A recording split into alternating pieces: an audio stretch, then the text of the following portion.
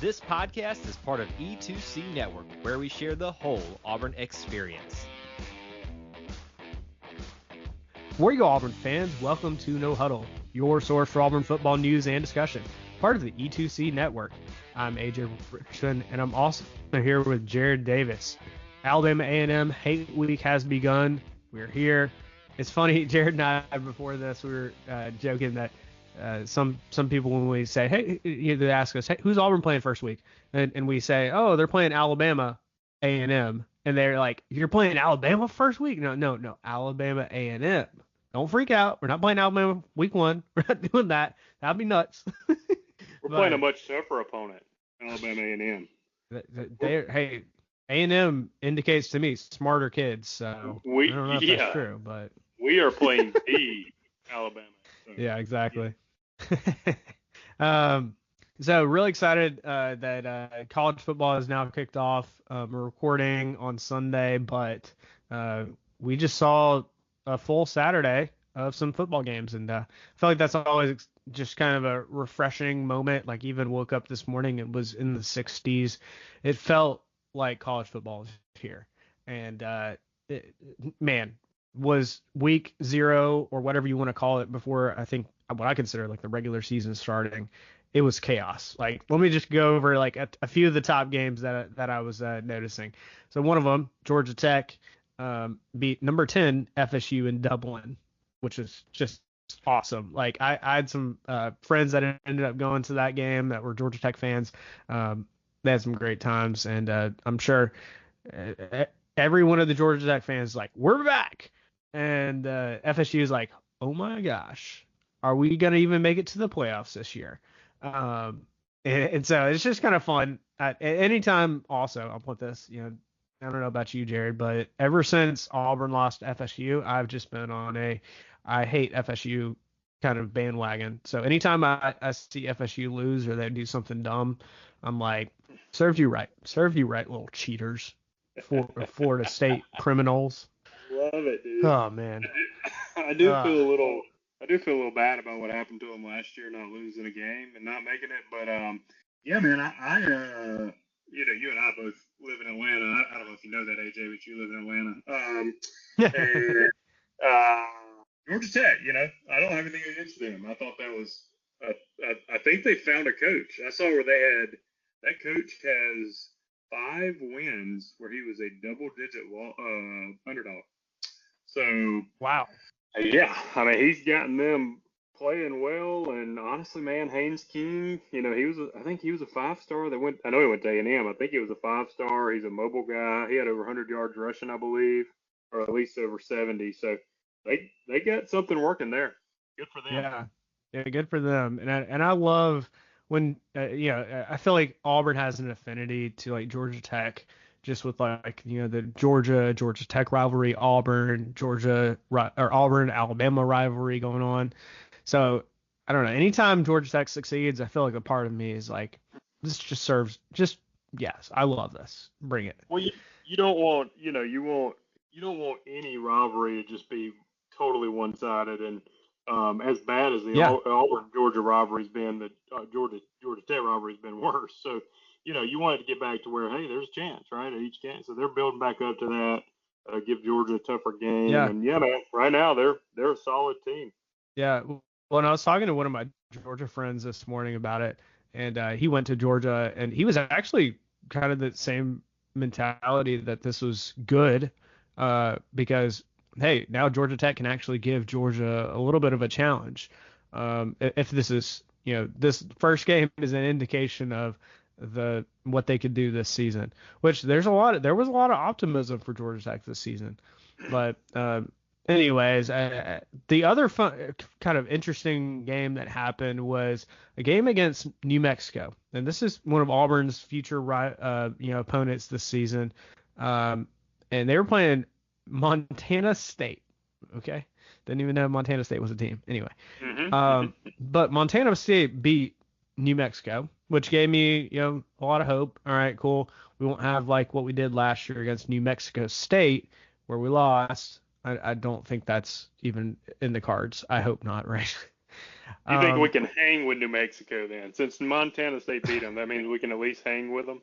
I hope so. I really hope so. And I noticed that New Mexico State's defense was terrible. I mean, absolutely terrible against the run. They allowed 362 yards of rushing. I mean, like, that is seems like bad. the days. Is that I think so. Like, that reminds me of like I don't know, like 2013 days of like Auburn and Gus Malzahn running the RPO offense and passing the ball like 5 times in a game. Like, that's what it felt like. And I'm okay with that. As long as we're the ones doing it, I still remember Missouri's coach after the SEC championship game that year. He's like, "What did you want us?" He's like, "We knew they were running it, and there was nothing we could do about it." Yeah. Because he was being questioned, like, "Hey, why did y'all give up X amount of yards?" He's like, "We knew they were running it. We knew where they were running it, and we couldn't stop it." Yeah. That's the craziness of, like, if you're a legitimately good running team, there, especially over the course of a 60-minute game, you can really impose your will on a team if you say, I'm going to be running team this game, and the defense knows it's coming, but they still can't stop it. Like, I don't know about you, Jared, but sometimes I play NCAA football and the same things happens. Like, the opponent is like, I'm a bigger and better team than you, and we're going to run it down your throat. And you're like, okay, that's the way we're going to play it. Mm-hmm. And there's still nothing you can do about it. Nothing you can do. Yeah. But all that to say, I'm very excited about this upcoming football season. And that was a good start to the college football season. I mean, it could have just been a blowout, right? It could have been FSU just blew everybody out. It could have just been whatever. But Georgia Tech, man, game-winning field goal at the end of the game, you'll love to see it. And FSU's quarterback / linebacker / tight end / whatever you want to call him, he can't throw the ball, and it's hilarious. I think he'll be the butt of the jokes until he can prove that he can pass it more than 5 yards down the field. Anyway, so before we get into the Alabama A&M preview, I do want to talk about some of the changes that are coming to this Auburn football season and just college football as a whole, because we did our preview show where we talked through every game, but I want to take a step back and just kind of see what's changed since 2023 and 2024. One of the big changes, obviously, is Oklahoma and Texas being added, and I think those, when they were announced, was like a couple years ago, it felt right. It felt like they were appropriate. Oklahoma and Texas should join. They seem kind of already in the area, right, of Southeast. Okay, cool. It just means the SEC just grew by a couple more teams. And at that point, the SEC decided to, end having essentially the East and the West of SEC. So now we just have the SEC. And, one of the big changes with that is Auburn and kind of the design of the season will be, hey, we essentially play every team every other year roughly. And so I think that by itself is kind of enticing to me. Thinking about how many times we've played, like, for example, Florida or Kentucky in the last like 10 years. It feels like we played them once every 4 years or something. And like there are some players at Auburn that never got to play those teams because, it just didn't work out with the schedule. Like, that's wild to me that you're in the same conference and you never played them. So, what's kind of your thoughts on the expansion and adding Oklahoma, Texas? Do you think this will be a good thing for Auburn in particular? I don't think adding them individually is going to really help Auburn because they're quality opponents. But the part you mentioned, I think you mentioned it, basically busted up the East-West. And so, playing in the West was just brutal. And I'm not taking anything away from what Georgia's done over the last 5 to 6 years. But, I mean, there were years. I mean, Tennessee's been down. They're coming back up. Florida's been down. They still are. South Carolina, since Spurrier's kind of been down. So, like, that is not an equal division to LSU, Alabama. Ole Miss now. Arkansas's had years. Auburn. Like, the West for the last 10 to 15 years overall has probably been a little more stout. So, the fact that it's broken up now and it's just the top two teams, it's probably a little more fair to Auburn. Yeah. However, you just brought in probably the second best program of all time in Oklahoma, and then Yeah. another program that should be there with their resources in Texas. So, it's going to be crazy, man. I mean, thank goodness there's a 12-team playoff, because I don't know if anybody's getting through this schedule without at least one loss. Yeah. And you're going to see it's going to be brutal. I mean, and right now it's an 8 conference game schedule, but there's talks of going to a 9-game conference schedule in the SEC. And I'm just thinking, wow, that I get it, like logistically, why you'd want to do that, but that is just brutal on the players. Like there are just so many tough games, and that's gonna probably increase the injury bug. Just playing an extra college football game against a quality opponent, like that's gonna happen. So that's kind of the tough thing, and I'm sure they're trying to balance with all of this. Well, I know that they won't be thinking about this because they won't care. But if they go do that's going to probably hurt your smaller schools, because I know that the people are like, let's get rid of these games, right? Like your Alabama A&M, but Alabama A&M is probably going to make like $2 million. I mean, that's a big deal. Yeah. So it's a big deal for their whole program. I mean, playing these big games in some ways funds their athletics, not just the football team, but it goes to other sports too. Absolutely. And not that these people are up against the top recruits, but you can go tell a recruit, listen, we're going to Auburn, we're going to Georgia. You know what I'm saying? Like you're going to get to tell, hey, that's where you're getting to play next year. And if you go to that non-conference game, you're going to take that away from these smaller schools. So just a trickle down effect of what could happen there. Yeah, and I think that's kind of in my mind the scary part of what could happen to these smaller schools, because in particular, like Auburn's been pretty good about scheduling some teams around Alabama or Louisiana, like local teams that we want to play just to help them. But it's also good for us. It gets us really good practice. And I mean, this Alabama A&M game is just a kind of the same thing. We won a good game, but we know we should beat them. 99 times out of 100, we should beat Alabama A&M. And that's just part of it in college football, especially since college football doesn't have like a preseason like the NFL. And maybe that is kind of an incentive. Hey, if the SEC goes to like a 9-game SEC game conference per season, like maybe we have one preseason where we have a friendly matchup against a local team in Alabama. I don't know. That would be kind of cool, right? It doesn't count towards your record, just it gets practice for everyone. I don't know, just an idea and I've heard that from some of the coaches that they're not completely opposed to something like that. Another couple things obviously that's changed is Nick Saban's gone. He's no longer the head coach at Bama. He has moved on to the college football game show.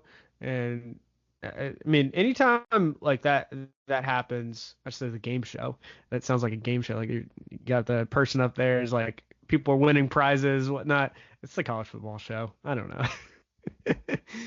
know. But it's exciting that we don't have to face Saban every year. We still have to face Alabama, and Alabama's got its own like stuff, right? They're still going to be the legacy and the dynasty, but it's a new coach. We'll see how this goes. A couple other things, and this is around like Auburn in the stadium.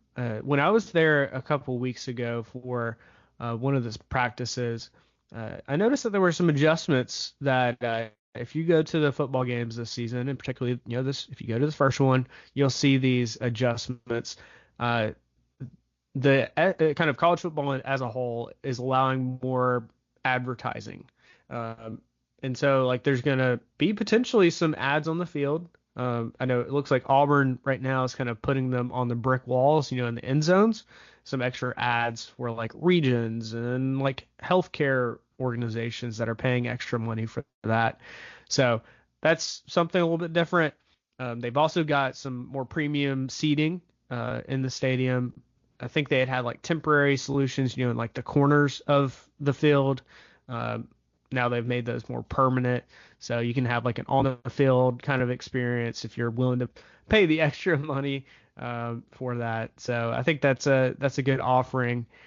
Another one that I know Auburn's been very slow on, at least with football. They've already done it in the Neville Arena, is allow alcohol sales. So now in Jordan Hare, you'll have alcohol sales. So that's something different, something new. I'm sure a new revenue source for them. I'm sure everybody has their opinion about should that be sold in a college football, but here we are. It's happened. And so after listing those off, I mean, Jared, anything that kind of stands out to you about any of those changes that you think from like a coming as a fan that's going to affect anything? No, not really. I mean, honestly, some people probably won't notice a lot of them. I think the big one that you mentioned at the end was the, allowing of alcohol sales. I think the SEC opened that up like 3 years ago, maybe. Yeah. Could be a little longer, but yeah. And we've probably been one of the slower schools to adapt that. So yeah, I mean that's going to be the biggie. That's going to be a hot commodity. And a stadium full of 85,000. So that is another revenue stream for sure. It probably is a big talking point with people having viewpoints on both sides. But yeah, I mean that's probably the biggest change. Yeah. Outside of that, did you mention? Maybe you did. I apologize. Did they put a new scoreboard up, or are they putting a new scoreboard up? I'm sorry if you mentioned that. Yeah, I've not. So they're in the process of doing that. In the north end zone. You can see where they've started to break ground and do stuff, but it's not going to be ready for this season. Okay. I think they're slating like kind of doing it throughout this season, and I'm pretty sure their goal is by the end of by the start of the 2025 season that they'll have it all ready. We really don't want like what Vandy had last year where we're kind of construction zone in the middle of it. Yeah, it just doesn't look good professionally. Yeah, they were hanging a scoreboard from cranes. Yeah. Yeah, we don't want that. Yeah. You don't want that. No. Yeah, and Auburn, they're pretty smart about doing like agriculture kind of, or not agriculture, but like construction kind of work and like working that in. Like they tend to do pretty good with like scheduling it during the off season, which I'm glad. Because that usually doesn't affect Auburn. Like I'm looking at, I don't know if you've seen like Northwestern University, like my dad's a big fan of them, but their whole stadium is getting essentially redone. So they're having to kind of make a temporary field. It literally looks like a high school football field where they're probably going to have like 10,000 fans total. Like that is crazy to me. Like if you said, all right, Auburn, you're going from 89,000 or 88,000, whatever we're at now, down to 10,000 fans, and only like 2,000 students are allowed in. That there would be some commotion. People would not like that. Yeah, that would. And so at least, yeah. And so at least like this doesn't affect anybody's seats right now. And by the time next year, we'll have 2 screens and it'll be awesome. And it's kind of like it's a new thing. I mean, you look around the college football world and you can tell it's very much needed, that you need lots of extra amenities like that. All right, so let's kind of pivot a little bit onto that Alabama A&M game. This game is going to be an evening game, which is kind of fun. Start the season out 6:30 Central Time. It'll be on ESPN Plus. Alabama A&M last year went 5-6, so again, not super scared of them right now. We've got our quarterback Peyton Thorne.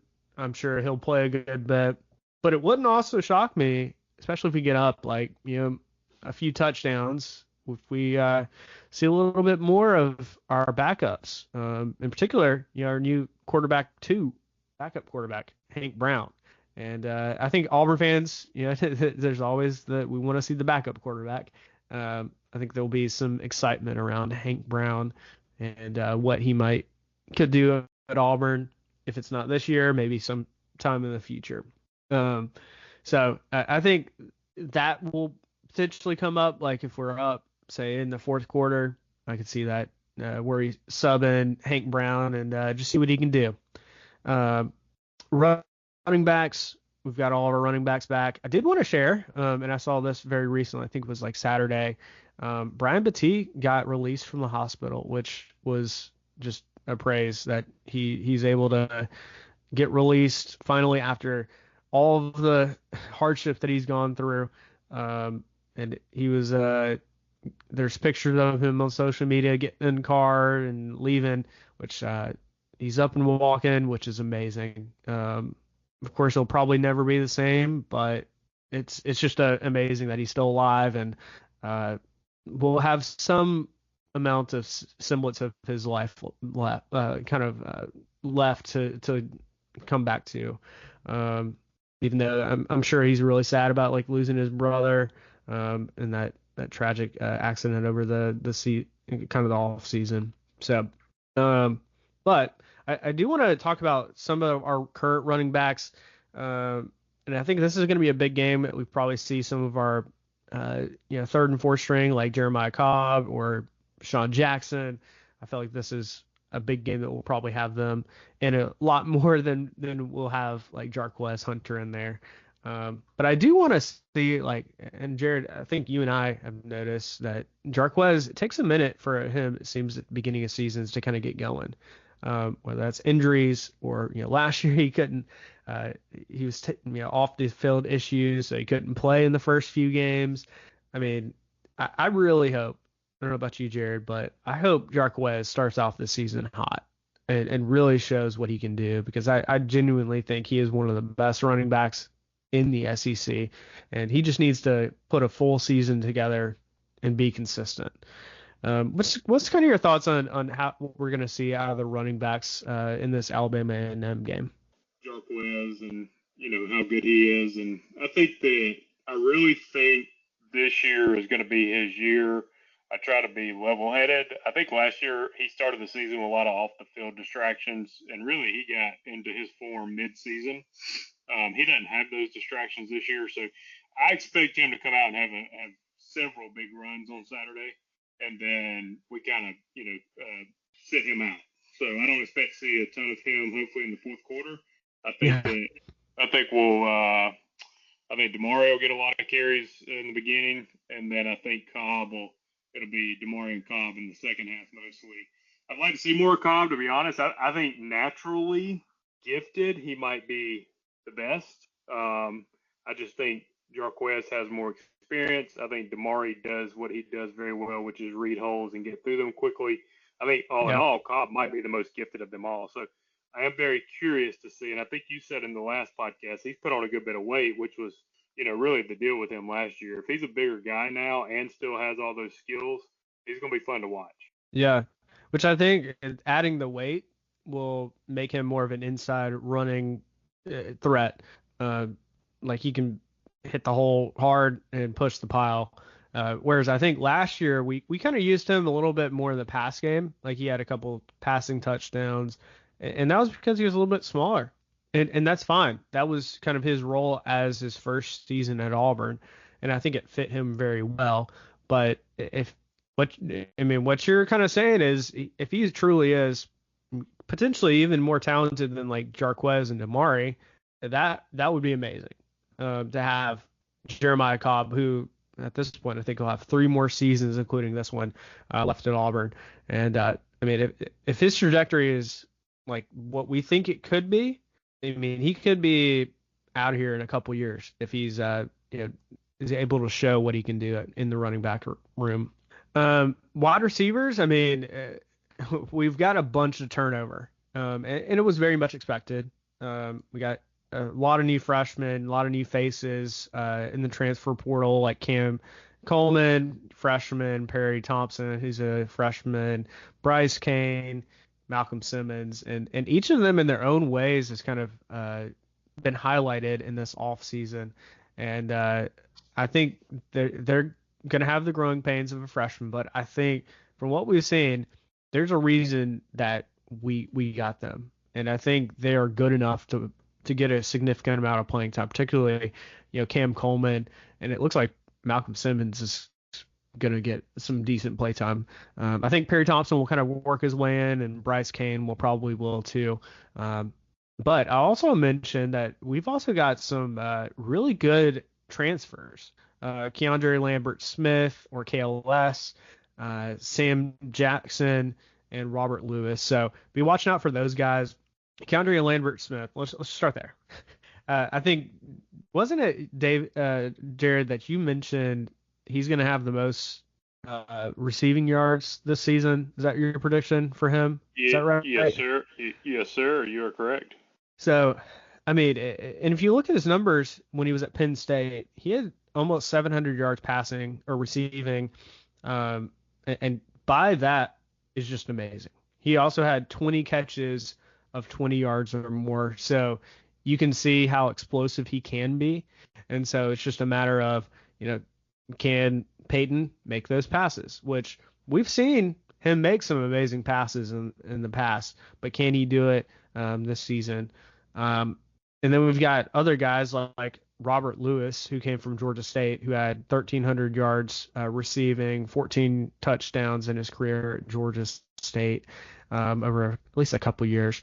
But of course, the big question with him is, can he make the jump?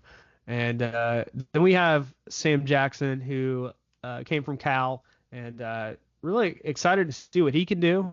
I mean, he was actually, the quarterback for Cal when we played them. So I do remember, like, you think back to Auburn, and we have a little bit of a tradition of turning like a mobile quarterback that's very athletic, like I'm thinking about Cody Burns, and turning them into a good wide receiver.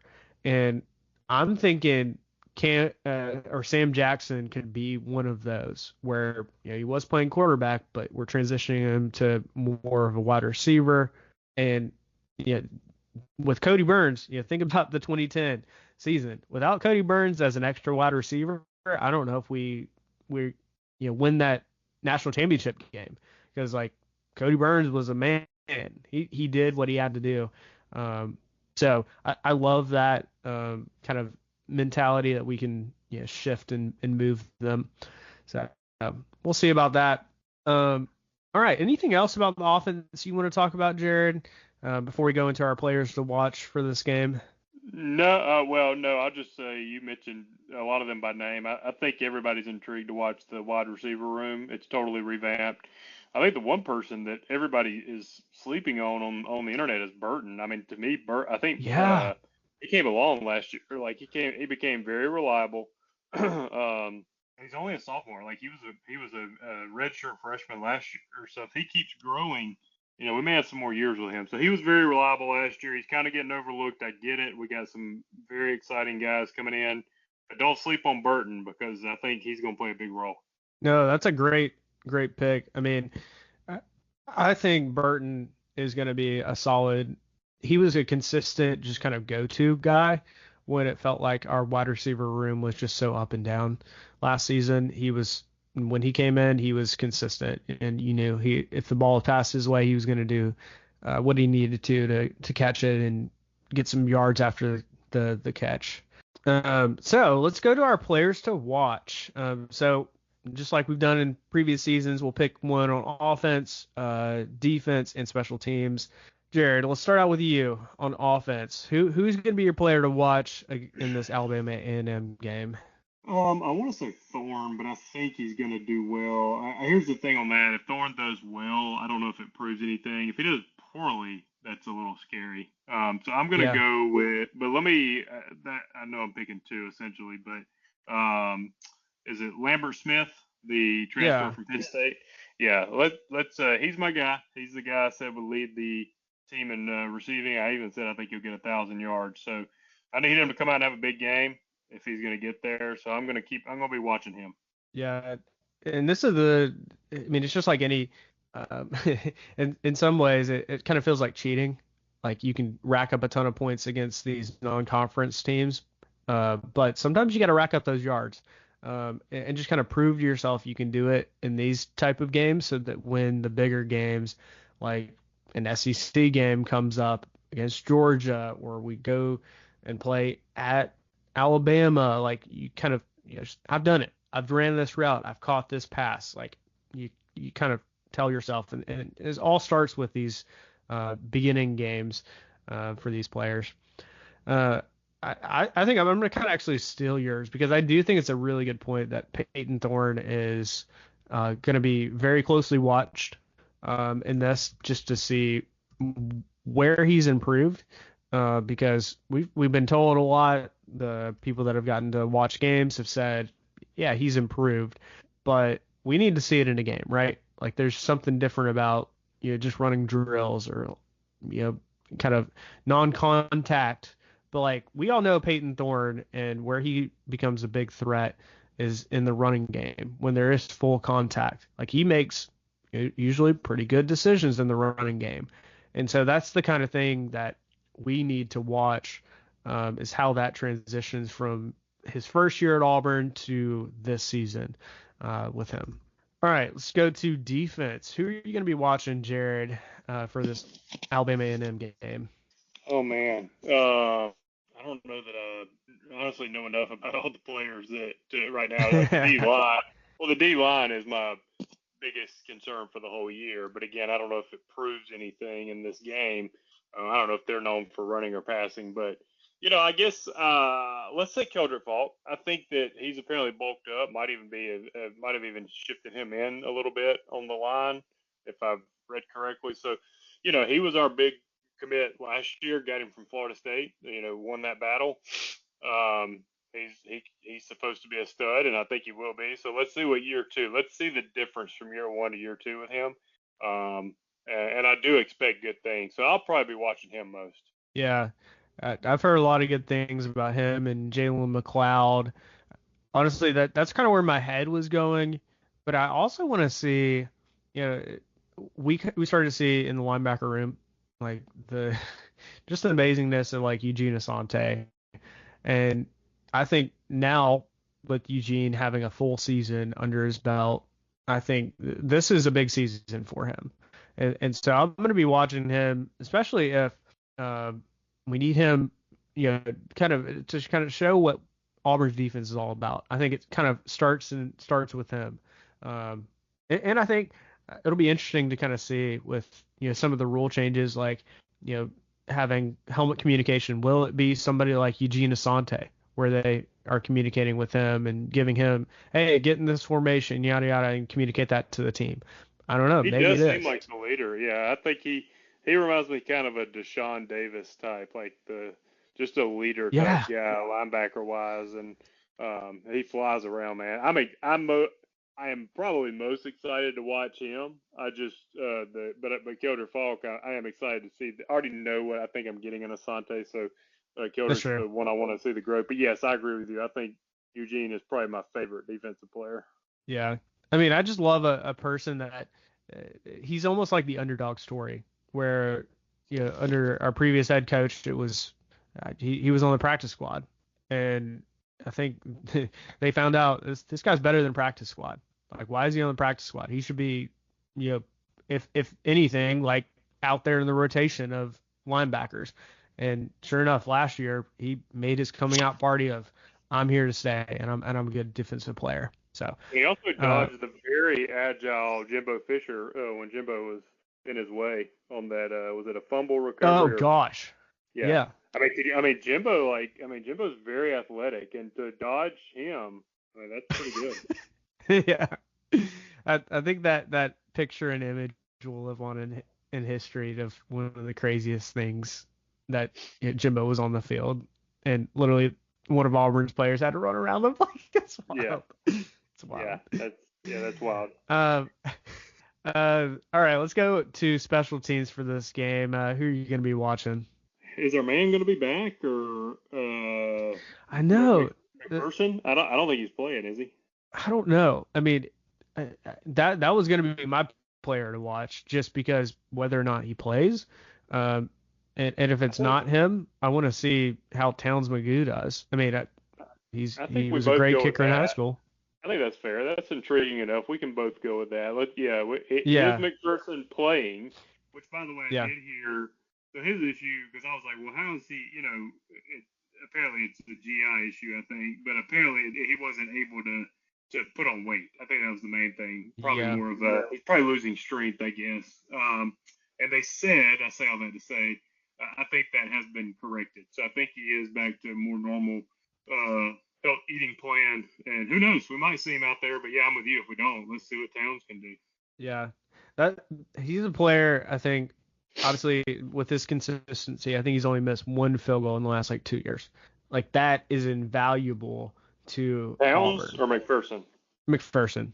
Oh yeah, So, like, I don't think he missed one at all for us last year. And you're probably, I guess, going back to high school, so he hadn't missed. Yeah. Well, I was going back to like the 2022 season.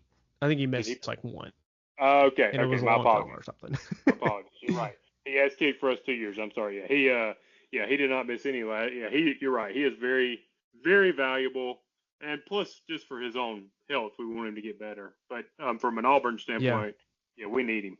Oh yeah, for sure. I mean, he's so consistent. Now I'll say this: I'm excited to see what Towns McGoo can do at kickoff because honestly, I was getting a little disappointed without McPherson at kickoff. I felt like he wasn't kicking it into the end zone enough. Agreed. So I think that if Towns McGoo can like fill that gap, if I'm being honest, as Alex McPherson kind of heals up and adds more weight, right? I would love to see, if possible, both of them out there because I think they could be a good asset to each other because then that would leave Alex McPherson's leg a little bit more fresh for a key field goal, but then Towns McGoo could just take kickoffs or something like that. I don't know, just spitballing here. I think that would be kind of neat. All right, let's go to our score predictions. During our preseason show that we put out, we had us both winning. Had us winning by 35 points, and you had us winning by 41 points. And just for a reminder to the listeners, we're playing a little new game of essentially how many points off is our prediction from the actual game.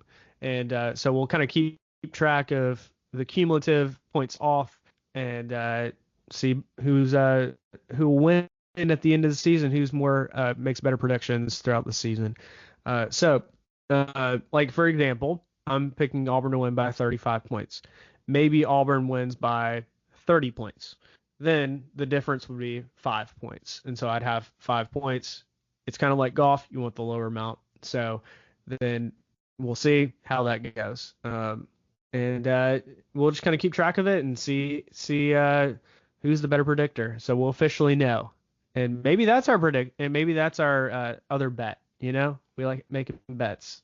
If at the end of the season, Jared, if I have more points, which means I'm not as accurate with my predictions, then I'll buy you a nice Starbucks coffee, or maybe we can. Do you want to do that? Yeah, I'm game for that. But have you seen the price of Starbucks coffee? Are you okay with that? Yeah, I'll buy you a venti. I don't care. Okay. Oh wow, venti. Okay. All right. Let's do a venti and then put me on here and do a podcast. I'll be all over the place. I'm okay with that. I'll be wild having that much coffee in me.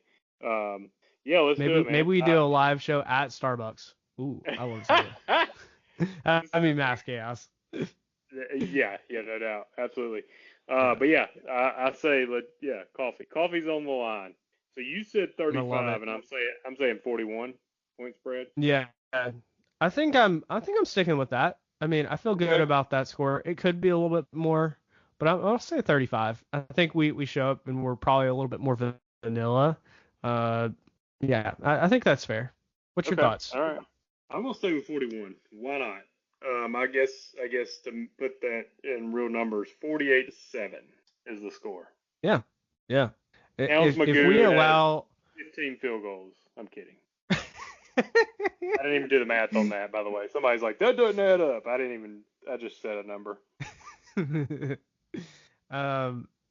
it or not, it's 45. It's 45. So Towns has 15 field goals, and then McPherson says, I'm getting in on the fun, and comes in and kicks the last one. So that's how it's going to happen. Perfect. I love this idea. There you go. If that ever happened where we had that many field goals in a game, I would be so worried about our offense and be like, we're done. But it would be fun to talk about, and then you'd be like, oh boy, we're in trouble. Yeah, we're in real big trouble. Yeah, for sure. I wanted to round it out with something that I saw was kind of making rounds on social media was, Nick Saban on College Game Day said something that was kind of interesting. As he's no longer the coach at Bama, I think he's a little less guarded about what he says because he's not having to do the coach speak kind of thing. And one of the things he mentioned was Auburn. He said, I think Auburn is going to be the most improved team in the league. And so, and he's talking about the SEC. And it's a little peek behind the curtain what he sees in Auburn and what he's seeing Hugh Freeze do and the changes that he's making. Like I mentioned during the preview show, Hugh Freeze and Nick Saban have talked and are friends. Like they kind of collaborated on like ideas of coaching staff and that kind of stuff and philosophies. Of course, they're different coaches, but I think they've learned from each other.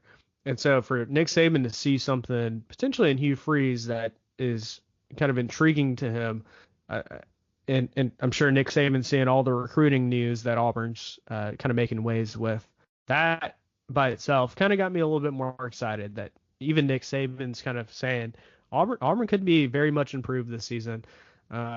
Still, I don't think we're looking for a playoff kind of appearance or anything like that, but I think we can have a solid like 8-win season or maybe 9-win, and I think that by itself makes it really kind of enlightening of where we were, where we were just trying to squeak out a 500, winning half of our games, to now we're thinking, oh, cool, we're headed towards a playoff appearance, which I think is definitely a show of Hugh Freeze and the change that he's making at Auburn. So, Jared, what if there's one thing you're most looking forward to this Saturday, what would that be? Man, I'm coming. By the way, I don't know if I told you, and I'm bringing the whole family. We don't come as a whole family much, so I think I'm excited for the boys. I know this is weird, but I think I'm excited for them to see like the light show. It's a night game. Yes. Or it will be by halftime. It's 7:30 Eastern. So is it Eastern or Central that it's 7:30? Do you know? 7:30 Eastern. Yeah. Okay, so it'll be dark, by halftime. So I'm probably most excited about that because if you've never been as a fan, try to get to a night game. What they've done, and every stadium's doing it now. It's not unique, but Auburn, the orange lights they do, this light show, it's just really cool. So, obviously I want to see our team play well. I will be frustrated if they don't. I'm just assuming they are going to in this game. So probably kind of most excited to see the light show, believe it or not. Yeah. No, it's a cool thing, and if you haven't seen it, I've seen it multiple times, and I've seen other schools what they've done with their light show, and I think other schools do it well, but I think Auburn does it really well. You can tell they've synced it up exactly with the music. It literally feels like you're part of the show, and that to make 88,000 fans kind of feel that way is pretty impressive. If you're listening to this and you're on the fence, like go to this game. I mean, you can find relatively inexpensive tickets for this game. So take the family. Or like $10. Yeah, I'm saying $13 tickets. Yeah, it's a relatively inexpensive. I don't think you'll be disappointed. Yes, it's going to be, the high is 92, but I think by game time it's going to be in the 80s. So yeah, go check it out. I think it'll be worth the price of admission. It's fun. Oh yeah, for sure. Jared, any other final thoughts before we get out of here?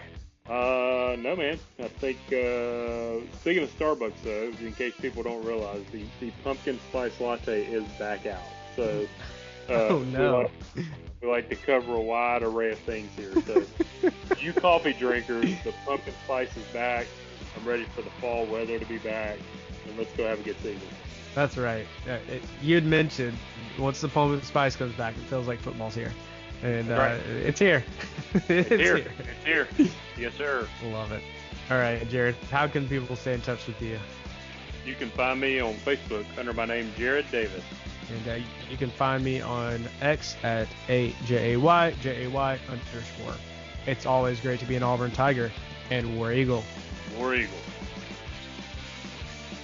Thank you for tuning in to today's episode on the E2C Network. On your way out, I want to remind you to stop by e2cnetwork.com. It's your one-stop shop for all our content across our podcast, YouTube channel, and much more.